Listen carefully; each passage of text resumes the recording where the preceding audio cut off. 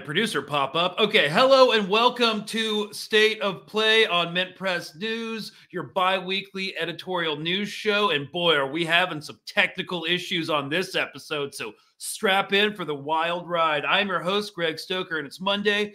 Usually a lot of horrible things happen over the weekend, and I'm not saying that they didn't happen.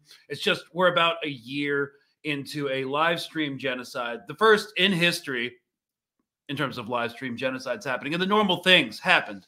More homes in Gaza were flattened. As of this morning, a single airstrike killed 16 in Gaza, including 5 women and 4 children. Israel says it only targets militants and accuses Hamas and other armed groups of endangering civilians by operating inside residential areas. All of Gaza is a residential area. The military rarely comments on individual strikes, which often kill women and children. I'm a former U.S. Army Ranger who conducted 4 combat deployments in an unjust and illegal war without apologizing for the crimes of my country and what I saw play out in Afghanistan. I will say that the IDF is particularly rabid and unhinged, and they're inveterate liars. They drop devastatingly large ordnance on residential homes, knowing exactly what is going to happen, and having engaged groups like Al-Qaeda and the Haqqani. I will say that the IDF is the greatest terrorist organization I've ever seen. This is an editorial news show, by the way. I editorialize.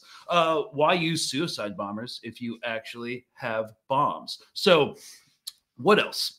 Israel's new UN ambassador slams that world body, the UN, saying that UNRWA is deeply complicit in terrorism. So nothing new there. We can send some B-roll, just to make sure the kids have something to look at.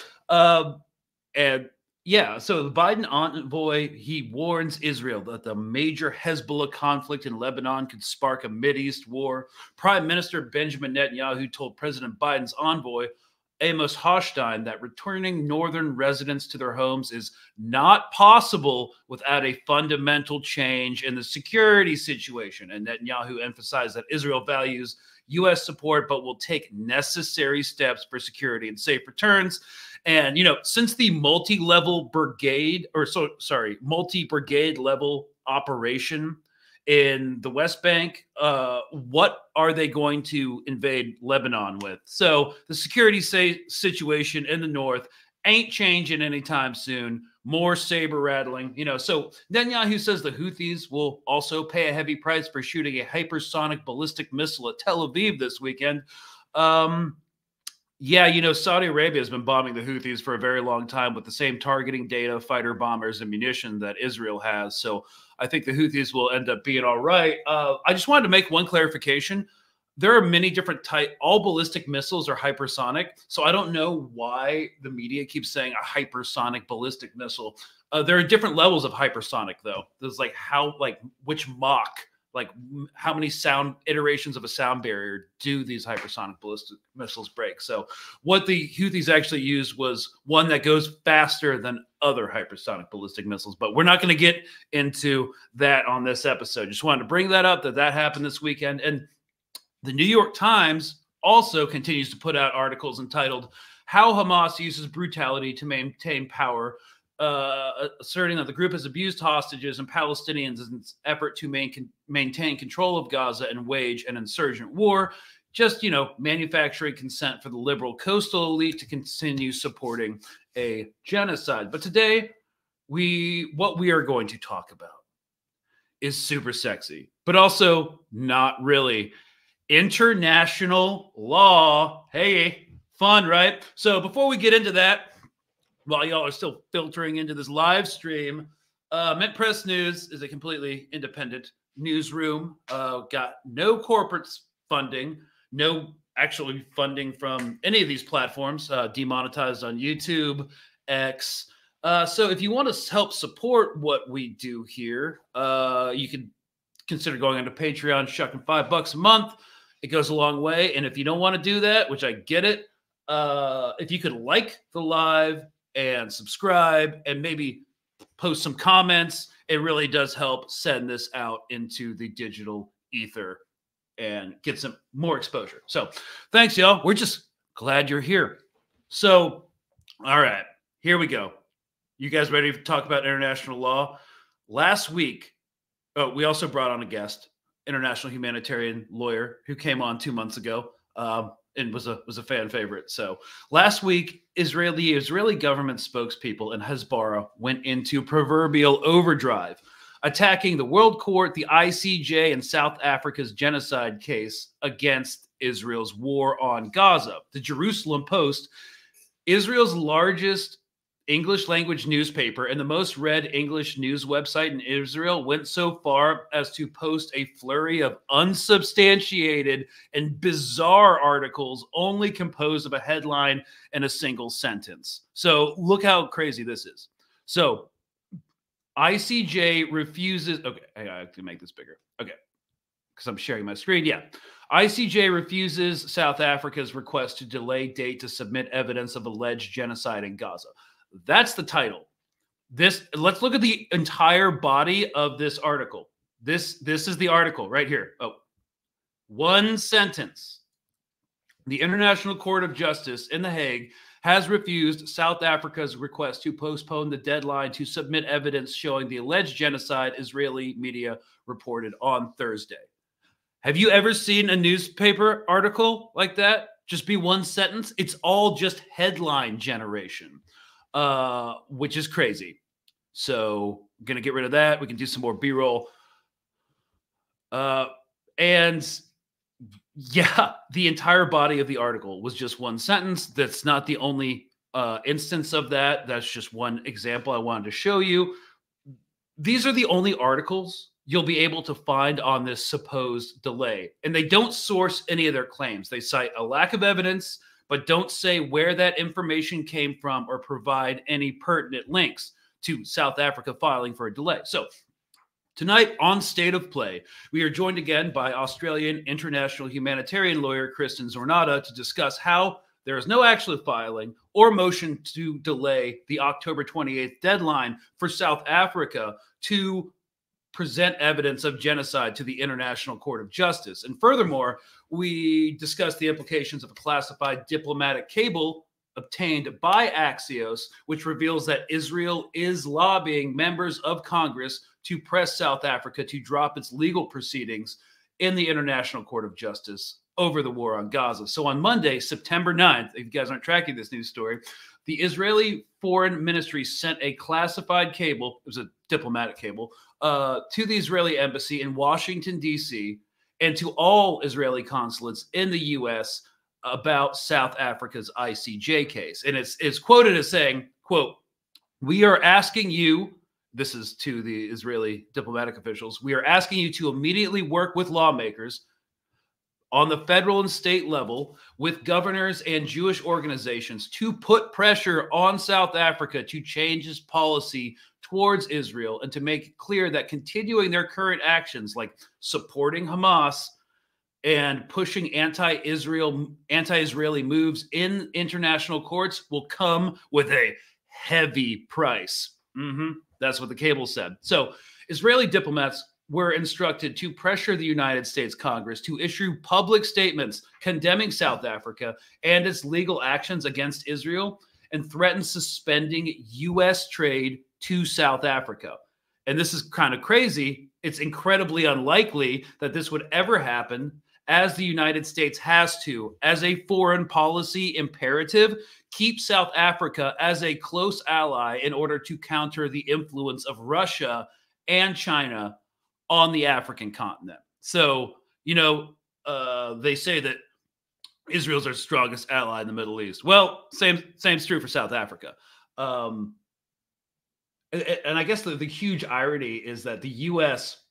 in the UK were the last ones to support apartheid South Africa. And now a lot of U.S. lawmakers are like totally done a 180. So no sense of irony in any of these people. But yes, the U.S. is not going to cut trade negotiations or trade relations with South Africa. I mean, look, we're in completely unprecedented territory, right? This is absolutely insane. That's just my hypothesis. I can't make definitive statements about what was previously understood foreign policy stances because everything's changing to support this one rogue state. But what I wanted to get to is like this all points to Israel's increasing desperation at the mounting legal pressure against it. For all the government's public and blithe disregard of international law, it is still deeply concerned about isolation and pariah statehood, as all these moves, these back channel moves, are attesting to. To a lesser extent, U.S. elected officials are also concerned. Remember, on June 5th, senators applauded House effort to sanction the International Criminal Court after arrest warrants were requested for Prime Minister Benjamin Netanyahu and Defense Minister Yoav Galant. And if we were going to pull up this actual report, it does definitely show that to a greater or lesser extent, U.S. officials are actually concerned about international law. And one of the things that was cited in their address was, we support the Houses of Representatives' proposal to sanction the ICC officials because without strong action now, it is our opinion that the ICC will eventually come after U.S. personnel. So all this blithe disregard for international law in the press and in action is actually anchored in a desire to uphold it because we control it. And if we completely disregard it, well, we don't have the lever of power that we used to project global hegemony with anymore. So now that the weekly update and my long 13-minute monologue is over with, we're going to get to the interview. And again, huge technical issues in Aussie land last night. I'm not sure what's going on with their internet in Sydney, but y'all need to upgrade. But anyways, we hope you stick around and you find it useful. Here we go. Tonight on State of Play, we are going to be talking about the ICC and multiple ICJ cases and rulings against Israel. So we've seen over the past week a Hasbara and Israeli government push to attack the fundamentals of these world courts in the public perception and undermine their processes, their legitimacy, and the public sphere. So if you follow the super right-wing platform that used to be called Twitter, it is now called X, we'll be looking at articles from the Jerusalem Post and some other things saying that the South African case is stalling. They have no evidence. There's also been a leaked report to Axios News that the Israeli government is pressuring the U.S. Congress to sanction South Africa over this case, which kind of points out to me that they're really worried about it.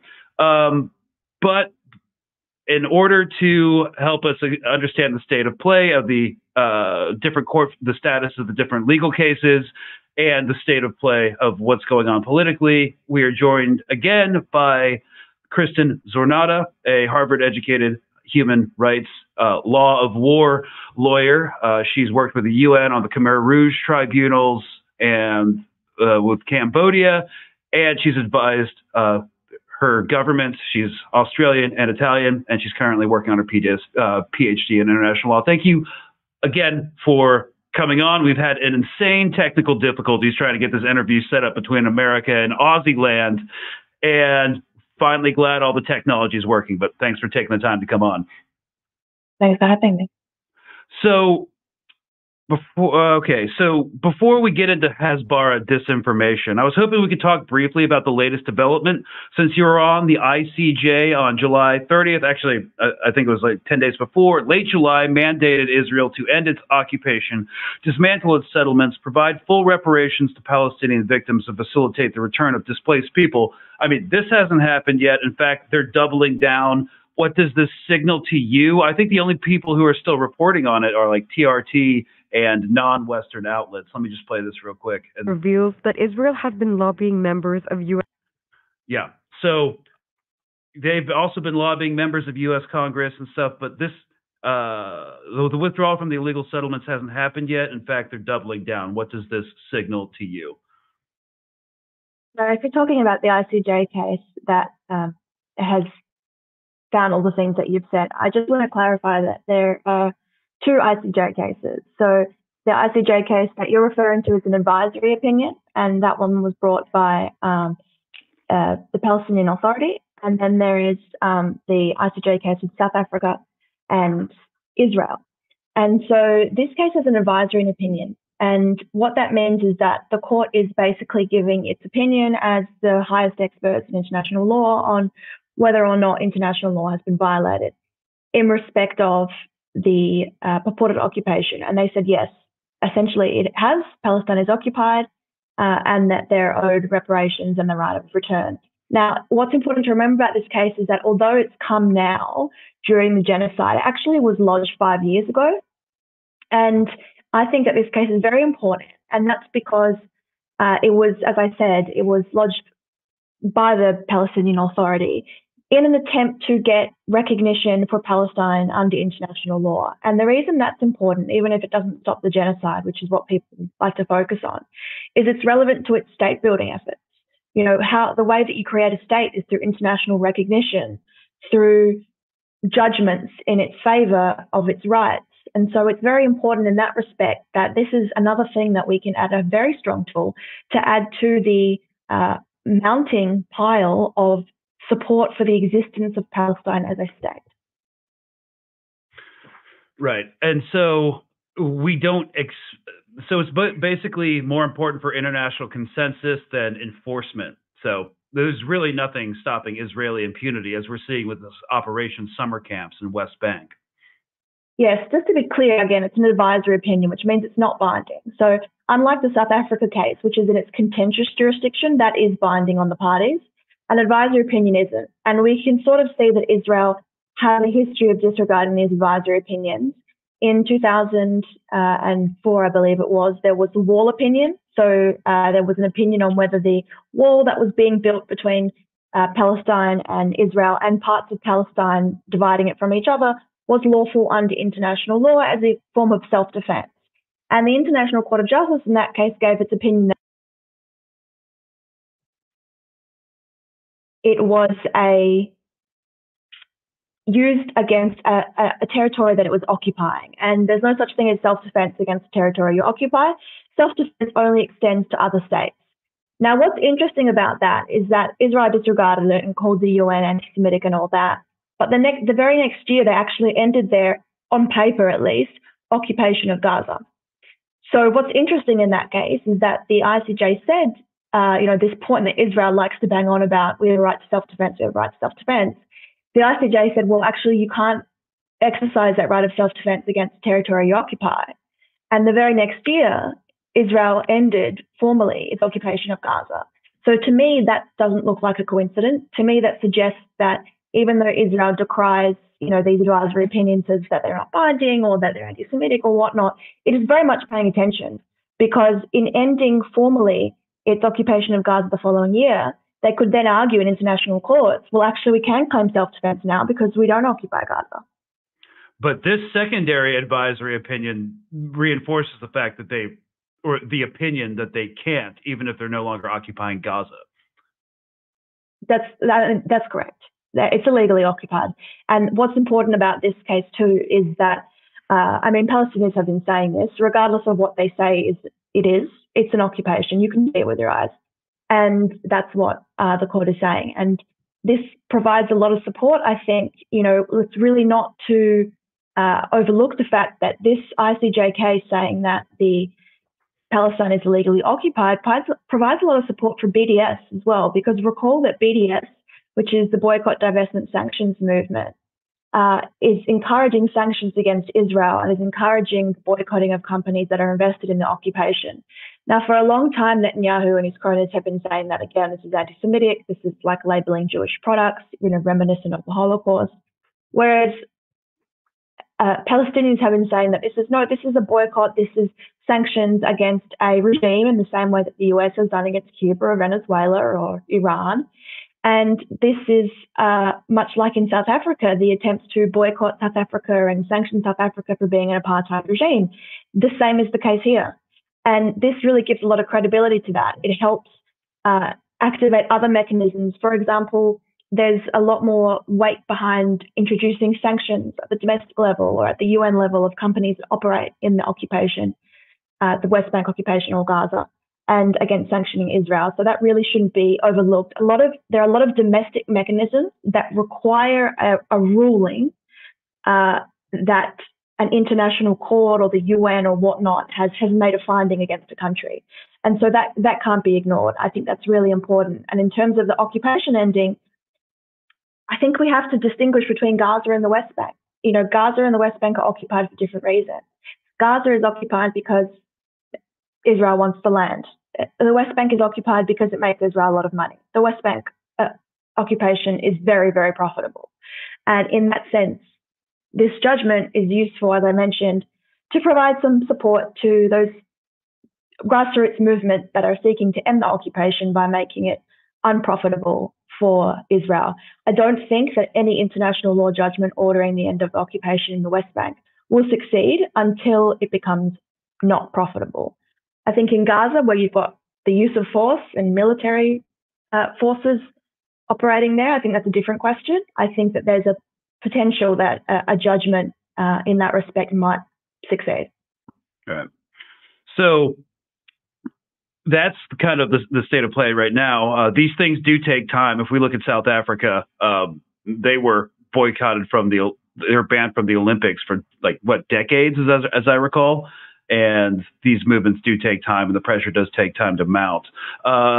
In terms of some of the information, one of the reasons why I wanted to do this episode was because there was a big media push in Hebrew media and through their Hasbara people on social media. And some of the disinformation was, according to Khan News, this was reposted by the Jerusalem Post, and then it found its way onto X, formerly Twitter, South Africa. And here's the article to pull it up real quick. And this gained a lot of traction within certain circles.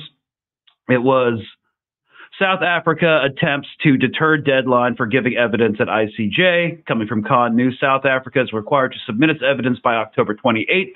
However, it is now attempting to attain a few more months, the report noted. So South Africa is attempting to postpone the deadline. They're saying it's due to a lack of evidence pointing to genocide in Gaza. And this is, again, according to Khan News. South Africa is required to submit its evidence by October 28th. However, the report noted that it is now attempting to add a few more months to the timeline. On Monday, Walla reported, citing a classified memo from the Foreign Ministry, that Israel was seeking the help of U.S. Congress in applying pressure on South Africa to halt the proceedings against it. We'll get to this in a second. But yes, this idea that South Africa is stalling because they don't have evidence, I was hoping that you could comment on this. Sure. And this may be something that you go into when you're talking about it being disinformation, but I looked into this and I keep up to date with the ICJ filings, obviously because that's relevant to my work. And there's no application that's been launched by South Africa for an extension of time. There's no formal court document. I noticed that 2 days after that article, the Jerusalem Post posted another article stating that the ICJ had refused South Africa's request for an extension of time. Again, as far as I can see from the publicly available documents, and that doesn't mean it doesn't exist, that there could be ones on the sill, but as far as I can see, that never happened. I think what's really important to note is the date of that disinformation. So the announcement 10th. So on the day before, on September 9, was when we had those leaked cables. And it's funny that the Khan News calls it a classified memo. It was actually a diplomatic cable. And that's interesting because that's a completely different system. It's not like a memo that's on someone's desktop that can be printed off or leaked because of bad, security. Leaking a diplomatic cable is someone on the inside. So my thinking is that this is a response of the Hasbara to the news that Israel is trying to get US Congress to pressure South Africa to drop the ICJ case. The timing is just too coincidental. That was on the 9th, in a leaked diplomatic cable. And then on the 10th, they come out with this news that South Africa is trying to stall because they don't have evidence. So you can see the picture they're trying to sort of paint there. They're trying to neutralize the idea that they're scared of the ICJ case that South Africa is bringing by suggesting there's no evidence. And what's really interesting about disinformation, I think, is that there's usually some kind of kernel of truth in it somewhere. And in this respect, what's interesting is if we actually look at when the court set the deadlines, okay, there was an order from the court where it fixed the time for the memorial, and that was on the 5th of April, 2024, and this is all publicly available. They actually say in that judgment, or that order, I should say, that South Africa requested 12 months to provide its memorial, whereas Israel had suggested 6 months. And in an attempt to, I suppose, compromise, the court said 9 months. So I suppose in a really twisted way, one could argue that South Africa wanted more time than they were provided to do their memorial, but that would be extremely misleading. It's that South Africa has since said that they were in the hands of the court. They will comply with whatever the court says.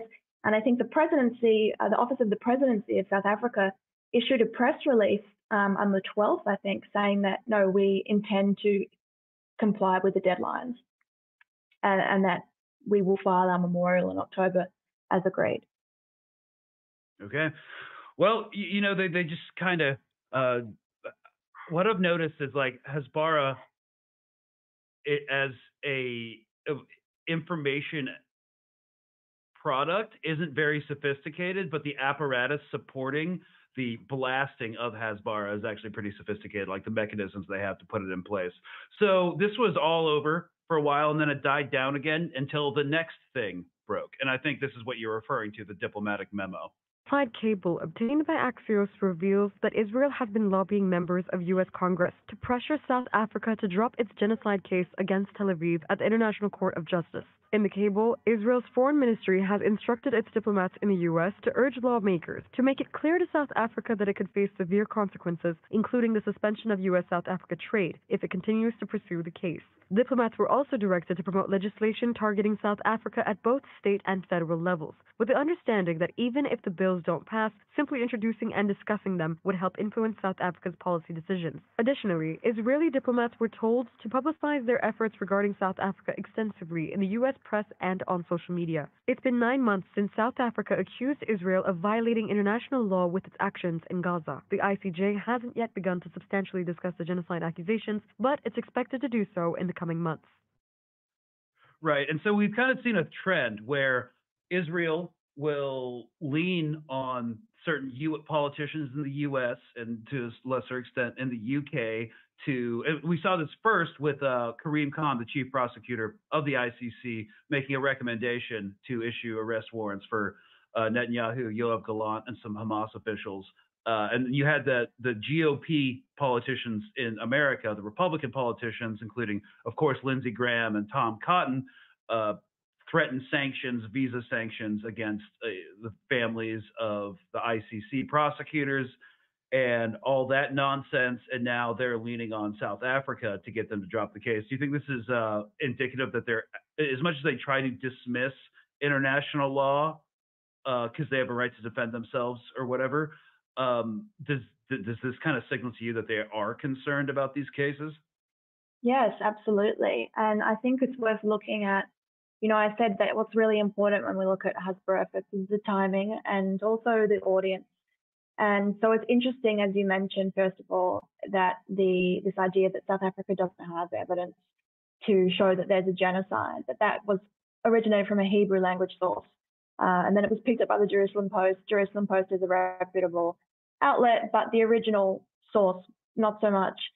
So it's very easy to walk away from. But this here is, asking the US to Congress to take steps is obviously that's huge. And I think that in itself, the fact that it's a diplomatic cable, it's not some random Hebrew language site reporting, and the fact that it is the US Congress is probably, I struggle to think of what Israel could do beyond that would indicate how serious they are about this by directly approaching members of the US Congress. The funny thing is, if you accused Israel of doing this without evidence, they would say that it was an anti-Semitic conspiracy to suggest that, Jewish people or Israel runs the US Congress. And what I think is really important from that snippet that you played is that they said that it doesn't matter if the laws don't pass, just that they're showing that South Africa is being challenged. And this again, comes back to the idea of Israel effectively being a fascist state. Mm-hmm. And fascist states, from the inception of them in fascist Italy, are all about what we call in Italian figura, or impression. So what kind of impression are you giving? Because the thing is, you have to project strength, because they don't actually, as sophisticated as it is, they don't have people to be on the ground everywhere, spying on everyone at all times. So it's really about creating this impression, or creating the idea that everyone is on Israel's side. And we know that's not the truth, right? But through the mechanism of the US Congress, simply introducing bills, those sort of things, even if they fail, bringing cases, even if they get dismissed, it projects an image that people are against South Africa in this case, or that the US is against South Africa. And obviously the US being against South Africa would be huge for South Africa. So I really think that it's a massive amount of pressure. I also think what's really important to note is that it's not just South Africa. So far, there have been 12 parties, states, I should say, who have either announced an intention or actually applied to join the ICJ case with South Africa. And so this is, I think this is why we're seeing Israel kind of getting panicky and asking the US to pressure South Africa to drop the case, because if South Africa drops the case, then so do all those other countries as well. So, you've got Nicaragua, Belgium, Ireland, Colombia, Turkey, Libya, Egypt, the Maldives, Mexico, Chile, Palestine, Spain, and Cuba, all trying to join this case. It's sort of coming like an avalanche of support. So I think that is what they're really scared of. The global isolation and pariah statehood. Even if the U.S. and U.K. back Israel, just like the U.S. and U.K. were the last ones to back South African apartheid, it's still not going to be a sustainable position for the state. And they are really concerned about this, clearly. So I think that the lasted development, and I was hoping you could explain what they hope to achieve through this, is nearly 50 South African lawyers, led by attorney Wikus van Rensburg, are gearing up to file a lawsuit against the United States and the United Kingdom, asserting their complicity in Israeli forces' war crimes in Palestine. Anadolu Agency reports. The Turkish language, English language site is the only one reporting on this extensively. Have you heard about this, and how extensive, how significant is this? I have heard of it briefly. I did see some headlines. I guess my question is where they're planning on filing it and how, because it says that they're planning on suing the US and the UK. However, as a group of lawyers, they don't have standing before the International Court of Justice the way that a state would. Mm-hmm. And so it can't be there. And given that they're seeking to file, they're wanting to take on the UK and the US, those are states. So it can't be the ICC that they're planning to bring the charges in, because that's against individuals. So I'm not sure on where or how they're planning on doing it. That's not to say that there aren't mechanisms. There are domestic mechanisms as well that seek to codify international law obligations. So it may be perhaps they're planning on suing the US for providing arms to Israel, or perhaps they're planning on bringing a case. Rensburg, the driving force behind the legal action, aims to prosecute those complicit in the crimes through civilian courts, collaborating with legal professionals in the US and UK. Yeah, there you go. So it's something I think that perhaps lay people don't know is that, international law, even though it exists at this level where you have your international courts, there are also international obligations that have to form part of the domestic law. So you actually do have domestic actions available to you. So for example, if I wanted to sue, in theory, I could sue Netanyahu, or I could try and prosecute Netanyahu for genocide, because any person anywhere has standing. Now, in practice, of course, that's made more difficult by the fact that most states create procedural mechanisms that will stop you from doing that, like requiring the Attorney General to sign off on your application. But there are other ways, there's there's applications that can be filed against, the use of weapons being used abroad and that having human rights implications.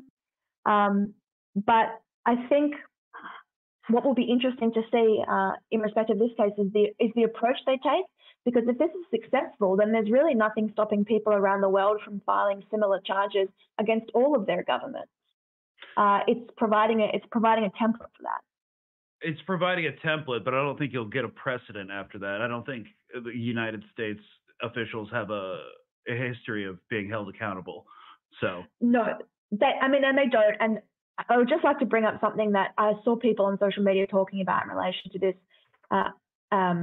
attempt, which was the Hague Invasion Act. So that there's this act that exists in the United States that says that if any person is brought before the ICC who is American or a US official, that the president is authorized to take all measures, including military ones, to go and retrieve them, I suppose, from The Hague. So effectively invade the Netherlands. And something I would think is really important, for your viewers to bear in mind, because this is not something that's ever covered in the mainstream media, is that at international law, the Hague Invasion Act has no status. You can't authorize your president to invade another country. That is absurd, and that is a fiction that is consistent with what the US government tells citizens, that no one can stop the United States. So hypothetically, if, let's say at the ICC level, that Joe Biden or other US officials were indicted for their role in the genocide, if the US were then to invade the Netherlands, that would be an act of use of force. That would be an act of aggression against the Netherlands. So it would not be, oh, no, it's okay because there's this law that's supporting it. That domestic law has no effect. Okay. Yeah. It seemed a little too far-fetched when I heard about it, and it's also not something the U.S. would do unless we're completely off our rocker. So I actually never really placed too much faith in that, or credence in that rather. So now that we're almost a year into this, and the ICJ, South Africa is about to present its findings in late October. I would just want to touch on the status of these ICC warrants. We predicted that they would have been issued by now for Netanyahu, Yoav Galant, Mohammed Deif, who's most likely dead, Ismail Haniyeh, who's definitely not alive anymore, and Yahya Sinwar, who's still alive. So where do you think they are, and why are they being held kind of in abeyance?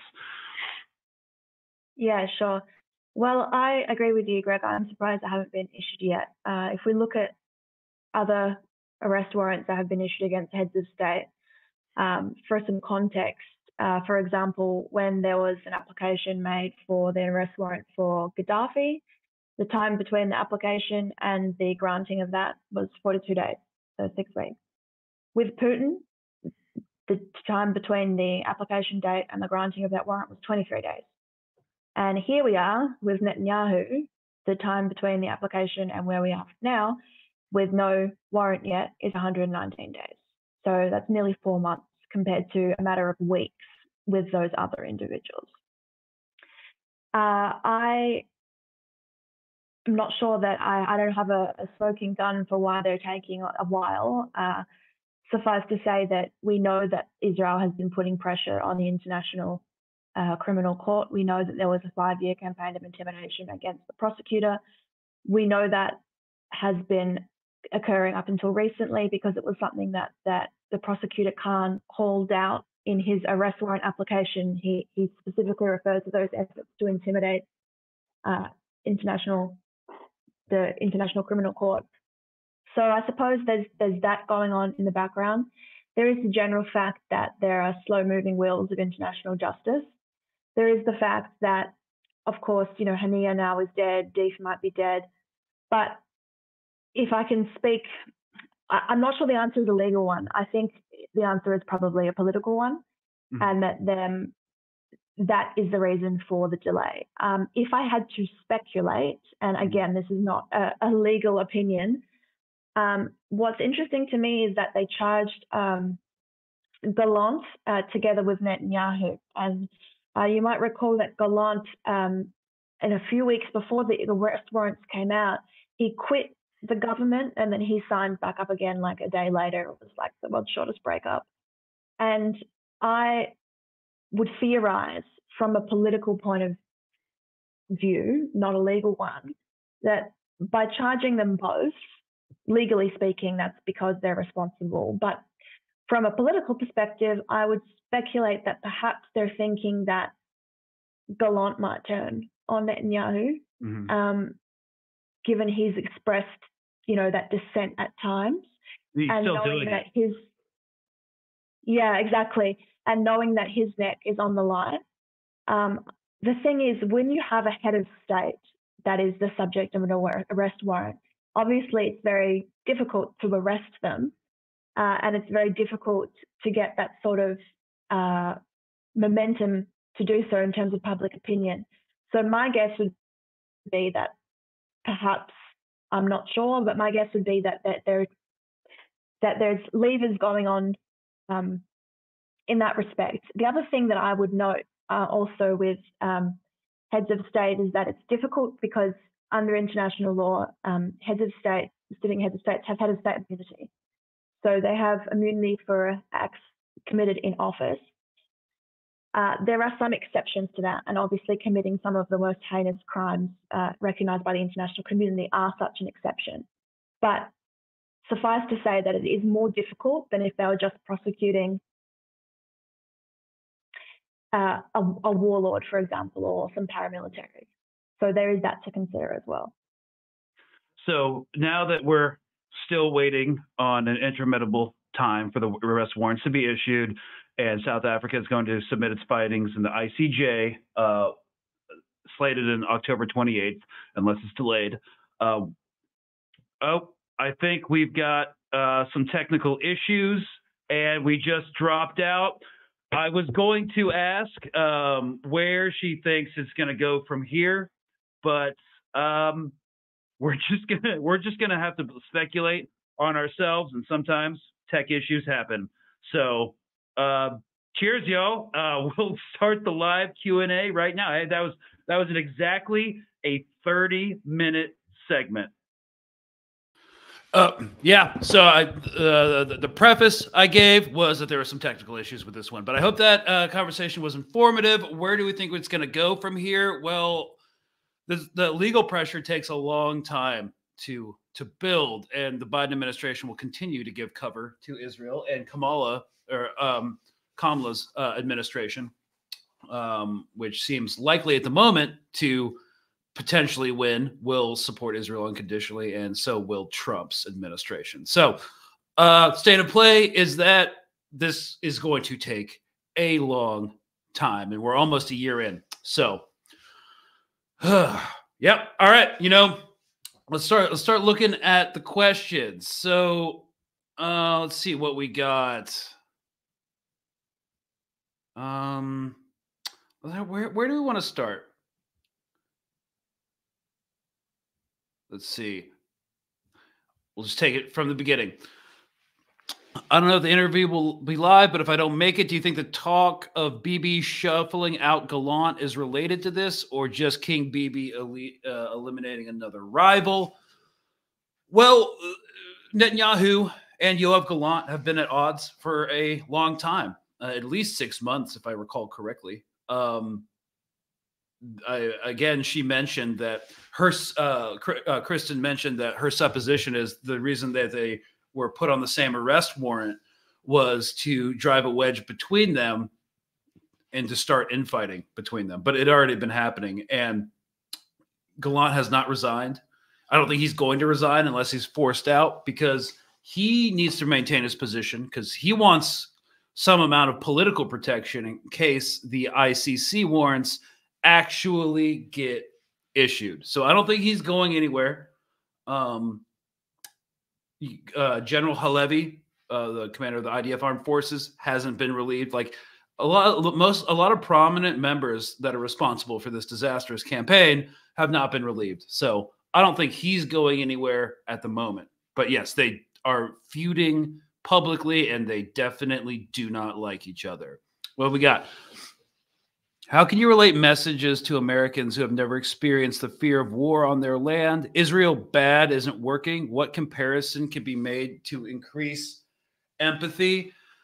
I'm kind of despairing about this point right now. Americans will never really, the bulk of Americans who will never experience war. We've got two large bodies of water on either side of America. We've got an ally to the north and a ally to the south, despite whatever Trump's rhetoric is about Mexico. The only war that they'll ever experience again is most likely civil war. And until that happens, they're not going to care. I think we've seen like how many people have distanced themselves from the Palestine issue since Joe Biden got taken off the ticket and Harris was put on the ticket as a more viable candidate. Everybody was like down with the cause and down to end war when they were feeling hopeless that Trump was going to be president.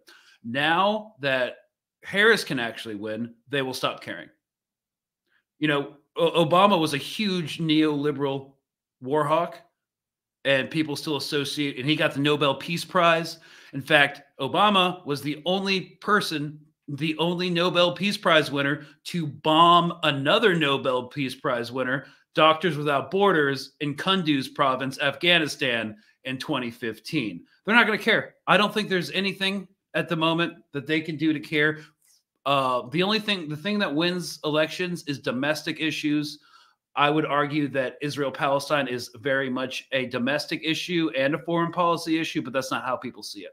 So I don't think there's anything to do really that can be done except spreading awareness about like why war and the police and surveillance and national security state and the carceral state, which is linked towards to colonialism and U.S. imperialism, affects them directly. So that's the real threat.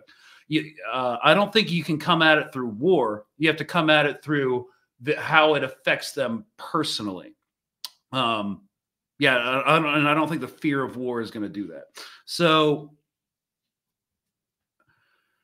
all right, when looking for a leader, we must look in the mirror because the only people who will save the people are the people, grassroots or bust, peeps.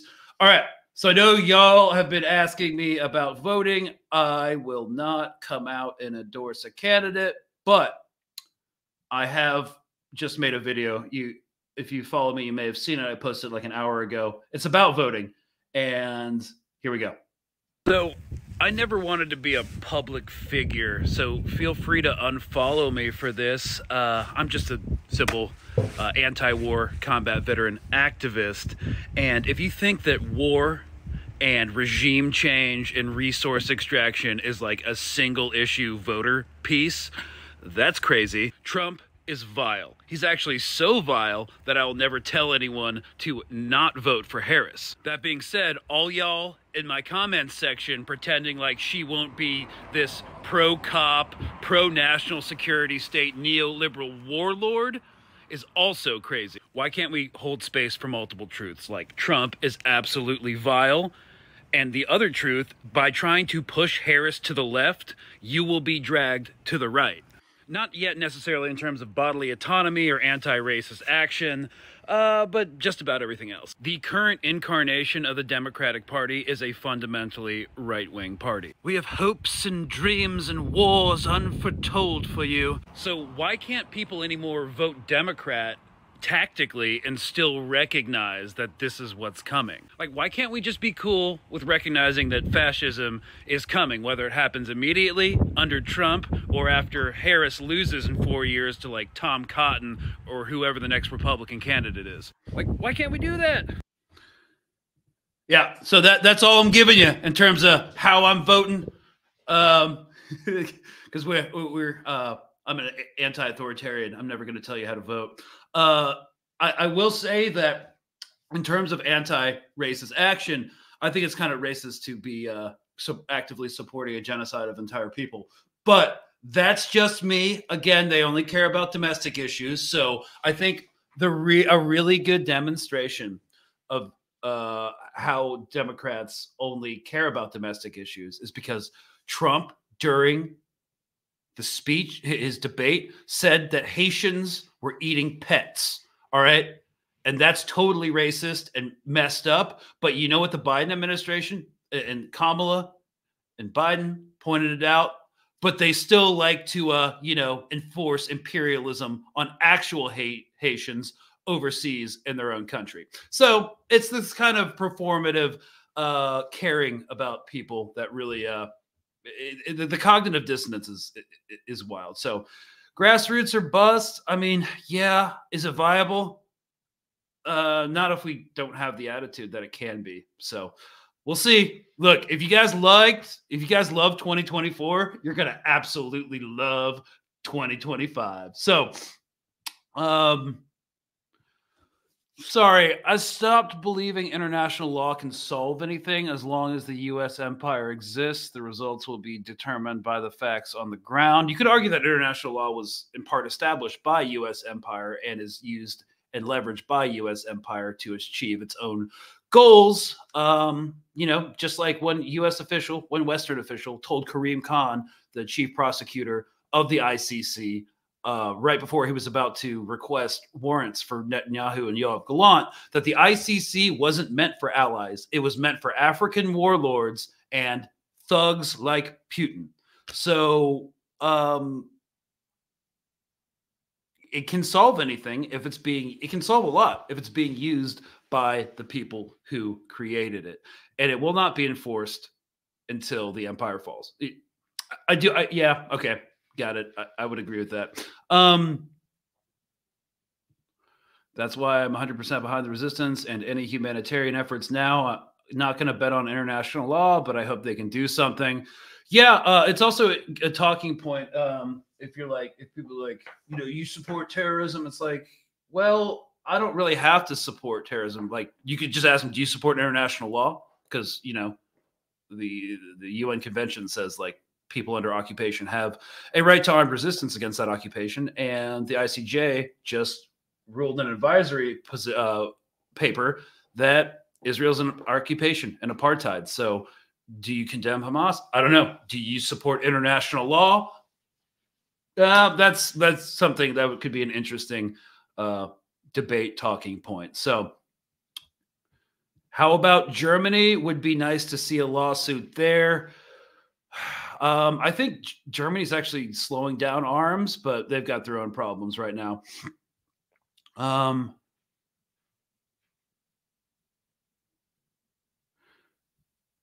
Okay, would an ICC warrant also apply to a nation's airspace? Ooh, I would imagine. Well, you'd have to get them to land. You'd have to get them to land in the country, I think. Otherwise, what are you going to do? So could they force a plane out of the air? That is an interesting question. I know Kristen is going to watch this interview, and she will probably offer an opinion on that. So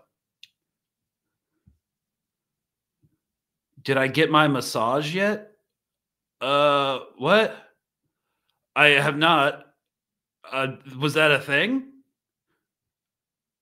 It's not the worst idea. Like, everything's stressful. So I don't know. Like, I live in Austin, so that's like a $200 thing. Like, everything's so expensive. So can you talk about the general strike? So I'm not plugged into actually any organizing because I'm an operational security threat. Because I'm a public figure. So I'm not part of any sort of organization. I just show up to where I'm told to show up and speak. So I don't know anything about the general strike, but if you live in New York City on the 26th of this month, Benjamin Netanyahu is scheduled to speak at the United Nations. Yes, that's next week. I think I'm flying up to New York City on the 25th. And he's speaking on Thursday, the 26th. And that's the next action. It's at the UN. So if you follow me on Instagram or social media or Twitter or X or whatever we're calling it now, I'll be posting flyers. It's on the 26th. at the UN, which is in New York City. So if you're there, that's the next action. I don't know anything about the general strike. That's the only thing I'm tracking right now. It's the next big action in the United States. So Palestine has made it very clear to those who are paying attention that everything and everyone is interconnected. This will affect you and me if it hasn't already. Well, if you want to talk about one social theory, it's called the imperial boomerang, wherein mechanisms and methods of colonial oppression and repression will, through imperial feedback, be used on the citizens of the empire. So the empire has a colony and a territory outside of itself. It has to subjugate the local population to have an exploited labor force and send all its resources and minerals and labor back to the source of empire. So the techniques used to create that population through policing and through counterinsurgency are always used and revisited back on the citizens of that empire. And there's no clear demonstration of this that Israeli spyware that is used to enforce occupation and apartheid on Palestinians in West Bank and Gaza is being used on United States citizens. We send our cops over there. They learn techniques used on Palestinians to brutalize civilians, and the cops do it back on our own citizens. So that's just like one tiny example of what Dana is saying in the comments, that Palestine has made it very clear to those who are paying attention that everything and everyone is interconnected. That is absolutely true. It's a humanist perspective, and I like it a lot. All right, guys, what else? I think we are at, I think I got them all. Let me see. I'm double checking. Yeah. So that's just the rundown. I don't think we're going to hear anything until early November or late October about this ICJ case. So get ready for Hasbara to get real crazy, like October 26th, like right before South Africa presents its findings and its evidence. When that begins, if you don't have Twitter or X, I would get an X account just so you can monitor the absolute circus that will be these Hasbara accounts, trying to spin the South African case in a way that's just completely detached from reality or law.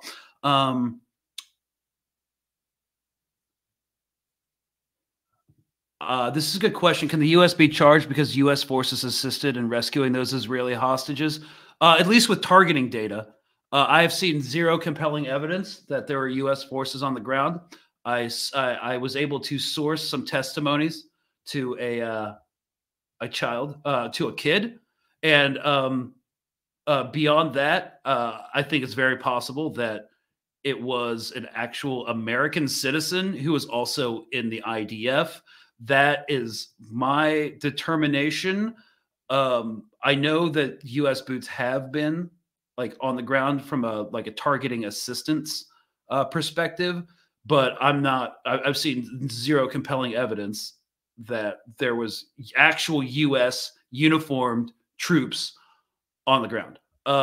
That being said, we're totally complicit in that operation. We gave them targeting data, we assistance completely, and yeah. So, but I don't know if the U.S. can be charged.